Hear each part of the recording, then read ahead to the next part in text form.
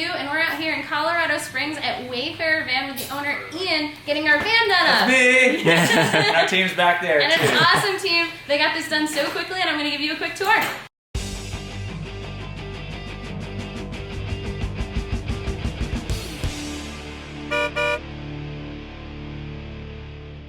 Hi guys, so today I'm going to take you on a tour of my converted Ram Promaster 136 low roof. So let's go in and check it out. Alright guys, so let me tell you a little bit about the outside of the van that I bought. This is a 136 Promaster low roof. Why did I go with the 136, the smaller van, and the low roof? Well, I used to have a 159 high roof, and we drove that all over the place, and we found that a couple things. One, it was a little bigger than we needed. I know that sounds crazy, but it was just a little bit bigger. Most of the time it's just me and the dogs in here, so we didn't need all of that space. I wanted to be able to fit in a parking space, and the low roof worked out really well for me because I'm only 5'4", and even with the flooring in here, I can stand at full height as long as I'm not right under the fan in this van.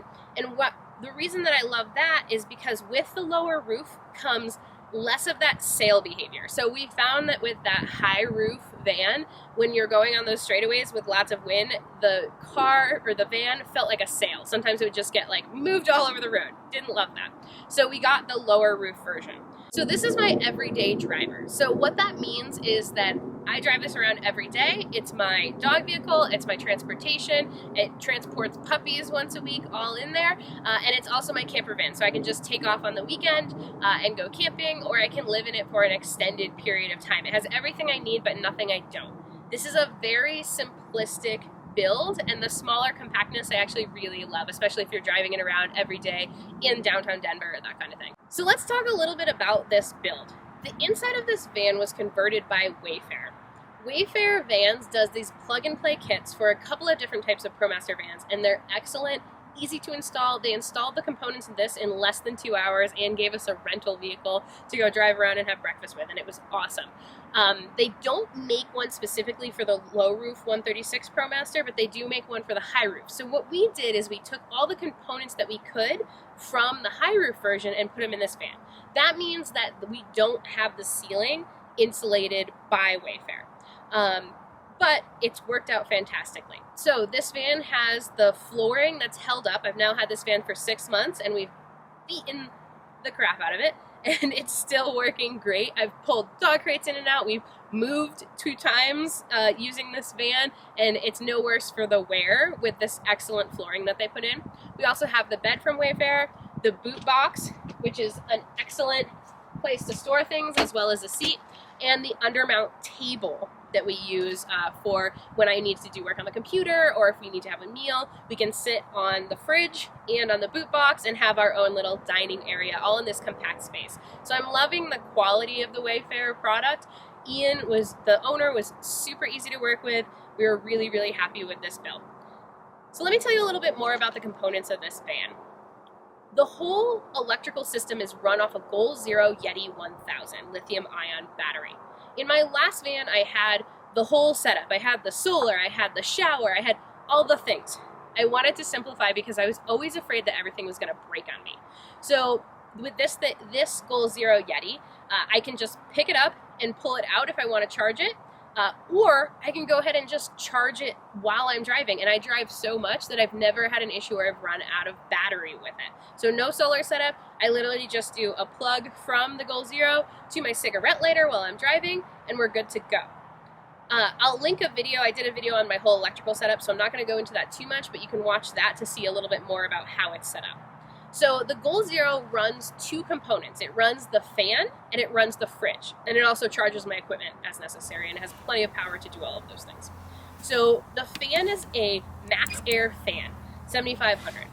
Highly recommend. The big difference between this fan and the other popular fan, which is the Fantastic fan, is that it has a rain cover. So what that means is I can open it while I'm driving, and I can open it while it's raining.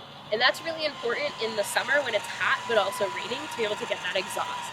It'll blow air in or out depending on how you set it, and you can also set the temperature for it to turn on at a specific temperature, which is nice for the dogs, but honestly I mostly just leave it running if the dogs are in the car. So the other thing that's run off of our Goal Zero is our fridge, and our fridge is a Dometic 75 dual zone. Now, previously in the other van, for space reasons, I had the 65 dual zone, and it has a freezer section, but this one actually has 2 separate sections, and I am loving that portion. So it has 2 sections, and you can either set them both to fridge, both to freezer, or one in the other, which gives you a ton of flexibility when you go get groceries. But for me, I love it because I can put dog food in one side in the freezer section, so all my Kongs go in that one side, and then the other side is for human food, and that's our fridge. That separation is really nice, and it's a really nice fridge freezer. Definitely an investment, but totally worth it. I'll link the specific one below so that you can find it. Highly recommend. It's big, but you can also use it as a seat, so kind of a win-win with that. So I want to point out a couple of different components from the van. One of them is my stickers in the back, and I know it's kind of silly, but I kind of love them. They're of the national parks that I've visited. So each time I go to a new national park, I get to put another sticker on the wall so I can see it. Now you'll see those stickers are over the wall that actually Wayfarer put up, and under that there is the insulation, and that's sheep's wool insulation. So it's worked out really well. Even without the insulation on the ceiling, I haven't had a ton of issues with it getting too hot or too cold.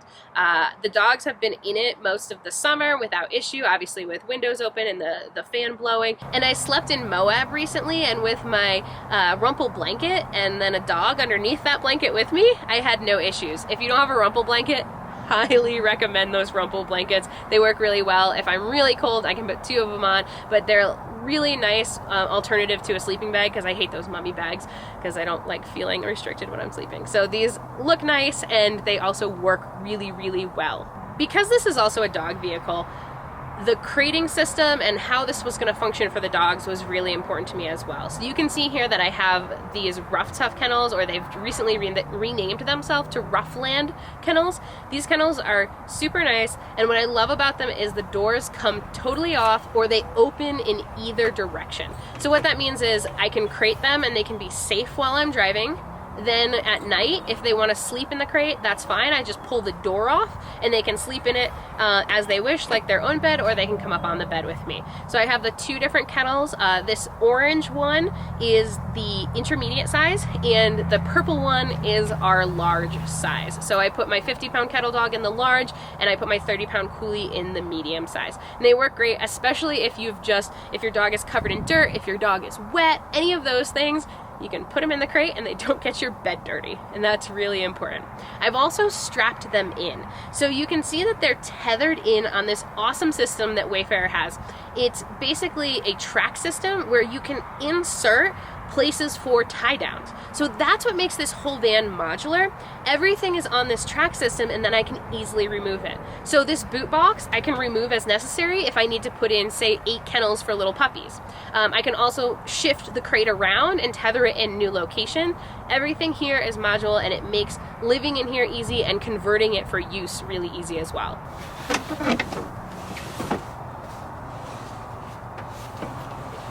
So you can also see we had a spinny seat installed. What's the technical name for a spinny seat? Swivel! It's a swivel seat. So you can see we had a swivel seat installed in the van, just one, because I'm already short, and the swivel adds another like 1.5 inches or so, and you have to buy a new like bottom if you don't want to add that 1.5 inches. So we just went with the passenger side swivel. What I like to do is when I'm working, I put the seat like this, I put my feet on here, laptop, ready to go. This is what I did in my other van, so that's the reason we got this one done too. But it also just gives you an extra seat if you've got multiple people in the van. As you can see, I can actually stand in the van without hitting my head, as long as I'm not on a rib. You'll see that I have this basically rattle trap type material up here. It's made by Noiko. I'll link that below. But this is to dull the noise of the van, so I installed that myself. Woo! And I also installed, you can see here, this black paneling. This is another bit of insulation that I use. It's only a 1/4 inch thick or so, but I think it's done a really nice job of insulating the walls a bit more, and it also deadens the sound, which I like. Now you can also see I installed some of these windows. The windows are important for making the fan run properly because you need to crack a window to be able to have the air go out. So what it'll do is when these windows are cracked open with the bug screen there, and you take the fan and you switch it to out, it'll pull air across the bed and keep everything cool back here. So that works out really nicely. So let's talk about the bed. The bed is about full size. I believe it's full size. It's a little tight when you're used to a king, but it'll do. Our old band had a queen. It's got this mattress on it. It's a really funky, cool teal color done by Wayfarer. I think because for upcoming trips I might do some type of memory foam on top of that just to give a little bit more mattress, but it's worked really well. Wayfarer also designed this so that you can flip this up and turn this into like a seated slanty back here. Haven't ever used it like that. Probably just gonna bolt it down to the way that it is, but that is a function of the Wayfarer van, so that works out nicely. I find it's easier to just sit on the boot box here.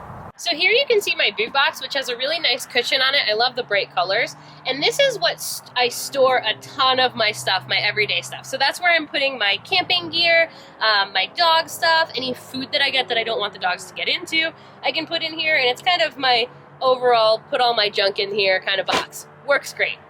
So this is the garage portion of the van. The garage, basically this is where I store all the stuff.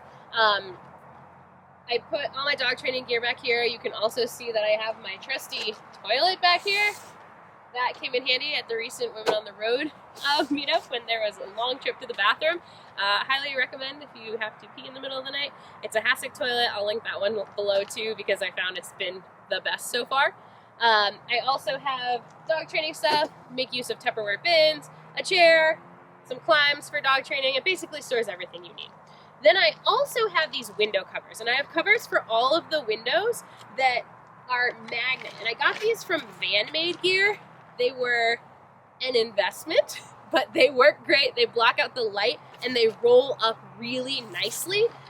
So they work really, really well, and they just magnetize on.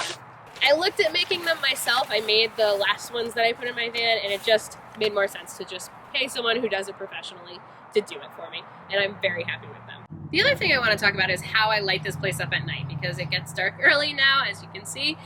So I use these Lucy string lights, and it has this functional light, like a flashlight on it, and then it also has these string lights, which work really, really nicely.